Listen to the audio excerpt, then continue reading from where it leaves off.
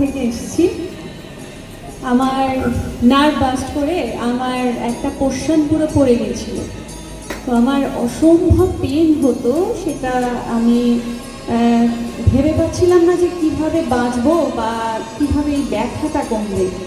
প্রচুর মেডিসিন খেয়েছিলাম, ডক্টরকে দেখিয়েছিলাম, তো কিছুতেই কমছিল না। যখন ব্যথাটা উঠতো আমার আশপাশের মানুষরা দেখেই কাঁদতে বসে যেত আমার কান্নার সাথে সাথে। তো এতটাই যন্ত্রণা, আমি চোখটাও খুলতে পারতাম না।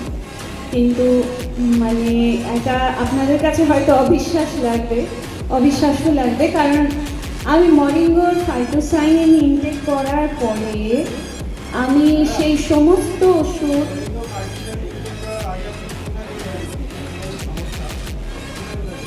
আমি মানে হু থেকে সিলেক্টেড 4 জনের একজন, যিনি আমি নাম বলবো না কখনোই, উনিও একজন প্রখ্যাত ডক্টর। ওনার কাছেই আমি দেখিয়েছি। দেখানোর পরে উনি বারবারই আমাকে বলছিলেন মেনটেনেন্সের জন্য আপনাকে ওষুধ খেতে হচ্ছে। আমি বারবার বলছিলাম যে আমার ব্যথা কমছে না, তো আমার কিসের মেনটেনেন্স, কিন্তু উনি আটকে রেখেছিলেন। জানি না, আমি একটু রিস্কি নিয়েছি, কিন্তু আমি যখন মরিঙ্গো ফাইটোসাইন ইনটেক করেছি 8 দিনের মাথায় আমার ব্যথা কমে গেছে।